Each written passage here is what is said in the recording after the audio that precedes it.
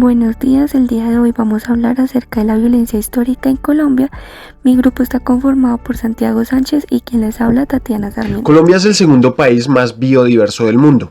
Tiene una cantidad considerable de fauna, flora y es un país multicultural. Sin embargo, es un país azotado por la violencia. Según el Centro de Memoria Histórica, el conflicto armado colombiano ha dejado un saldo de más de 220.000 personas muertas, 25.000 desaparecidas y aproximadamente 4.700.000 desplazadas en un poco más de 50 años de guerra civil. A muchos de nosotros, nuestros profesores y profesoras del bachillerato nos enseñaron que la época de la violencia, que comenzó el 9 de abril de 1948 con la muerte del famoso caudillo del pueblo Jorge Eliezer Gaitán, es la consecuencia inmediata del conflicto armado. Sin embargo, esto no es del todo cierto. Para entenderlo es necesario remontarnos al 20 de julio de 1810, la muy conocida independencia entre comillas. ¿Y por qué entre comillas?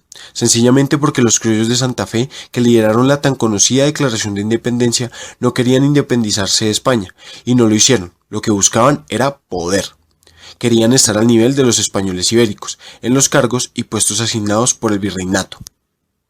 Los criollos aprovecharon el debilitamiento del virreinato, causado por la crisis política que vivía en aquel entonces el rey Fernando VII, y se tomaron el poder. Aunque muchas regiones compartían los mismos ideales, existían otras donde la corriente era totalmente opuesta, y buscaron la independencia total de la monarquía absolutista.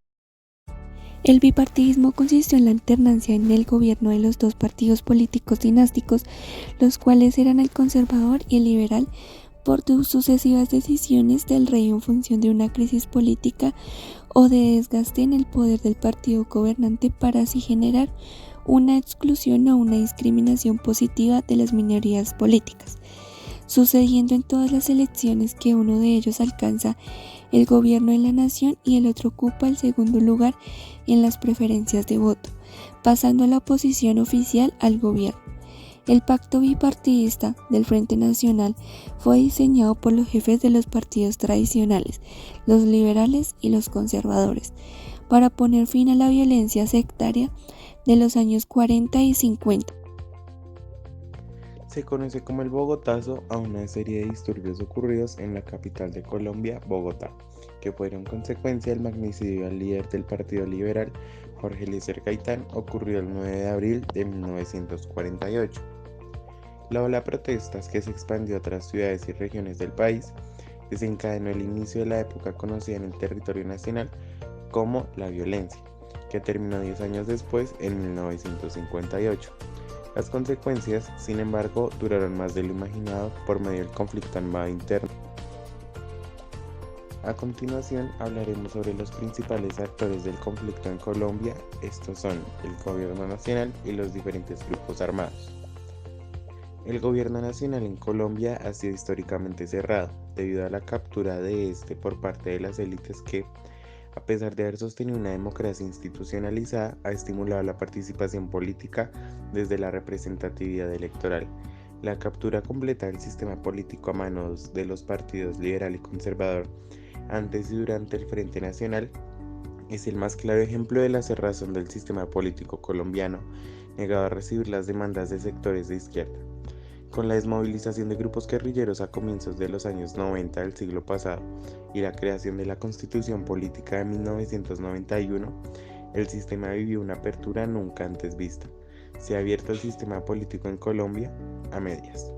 No existe un vínculo causal que asegure que a mayor número de partidos políticos, mayor democracia.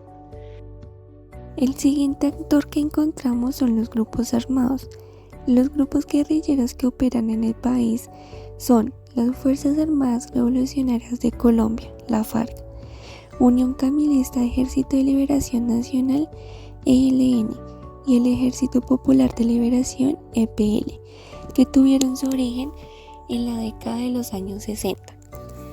El primero, las FARC, tuvieron su origen en el año de 1964, como forma de autodefensa frente a la persecución desatada contra las formas de organización campesina liderada en ese entonces por el Partido Comunista.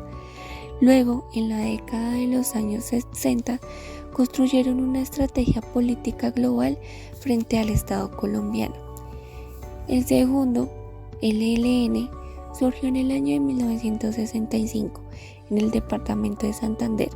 Esta es una organización guerrillera insurgente que opera en Colombia y es considerado como un grupo terrorista. Por último, se encuentra el EPL, donde es una organización guerrillera insurgente colombiana de extrema izquierda, fundada en el año de 1967. A continuación hablaremos sobre los principales tipos de violencia que se presentan en Colombia. La violencia directa. Esta es la violencia que se manifiesta de forma más evidente. Su manifestación puede ser por lo general física, verbal o psicológica. Es la que podemos ver en nuestras comunidades y a través de algunos medios de comunicación. Se manifiestan comportamientos sociales destructivos contra otras personas, al medio ambiente o contra la comunidad. Por ejemplo, los asesinatos, robos. Otra violencia que encontramos es la violencia social, que se refiere a cualquier tipo de violencia con impacto social cometida por individuos o por la misma comunidad. Estos actos violentos adoptan diversas formas en los distintos países, incluyendo conflictos armados y violencia de pandillas. Existen múltiples formas de violencia social, siendo algunas de ellas la violencia doméstica.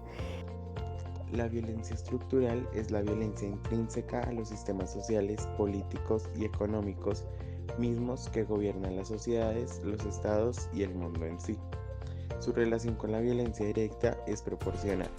Este tipo de violencia la podemos ver en las estructuras sociales que hacen más grandes las desigualdades e injusticias.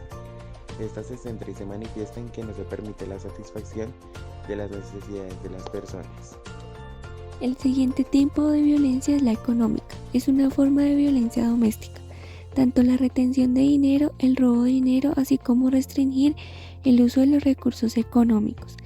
La violencia económica está estrechamente ligada a la lucha contra la desigualdad porque tiene que ver con quienes tienen el control del dinero y de los recursos económicos o de su acceso y distribución.